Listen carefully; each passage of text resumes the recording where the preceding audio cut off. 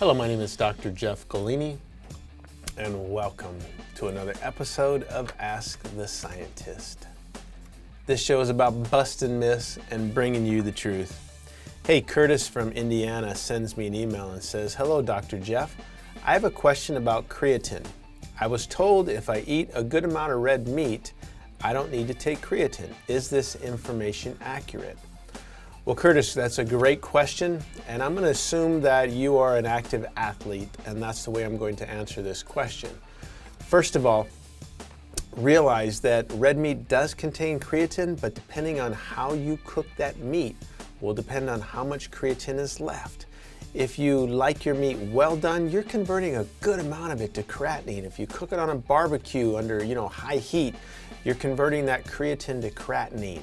I've got a book out there called The Dangers of Creatinine, which kind of talks about, meats and cooking and different types of things. A great book if anyone wants to take a look at it. I've got a few free copies. You can always email me. I'd be happy to send you one while supplies last. But anyhow, if you are active, you got to remember creatine is essential to life. Without it, you cease to exist. That's right, you die. That's how important it is. Your body manufactures creatine because it's part of that energy cycle. ATP to ADP for burning for fuel, you need creatine. That's why as an athlete, it's important to have those creatine reservoirs full for when your muscles need a burst of energy.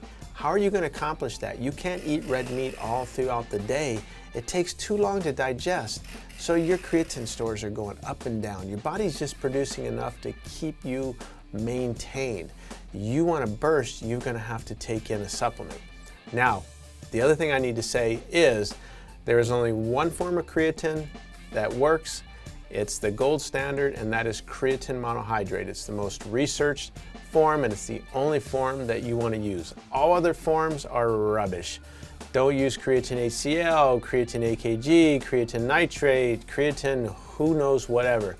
Those are all made in China, and all they do is take creatine monohydrate and they cut it with some acid, so you only end up with 30, 40, 50% creatine, half, and they're charging you the same price.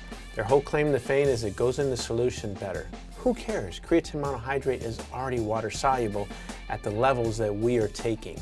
We're not using 40, 50, 60 grams at a time like these other types of creatine. So creatine monohydrate is the only form you want to use. Now, creatine monohydrate is not stable, so you want to use the stable form of creatine monohydrate, which is the patented Crealkaline form. This is the buffered creatine monohydrate Crealkaline. Creatine, as soon as it hits water or the stomach acid, instantaneously starts to convert to creatinine, and creatinine is a bile waste. Creatine is a biofuel.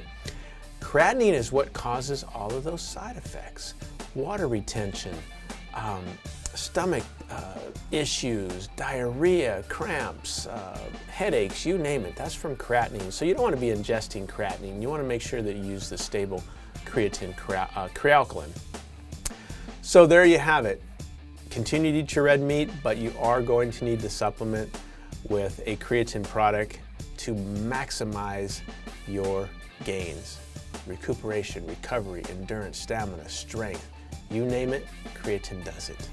All right, I hope that helps, and I will catch you next time. Bye-bye.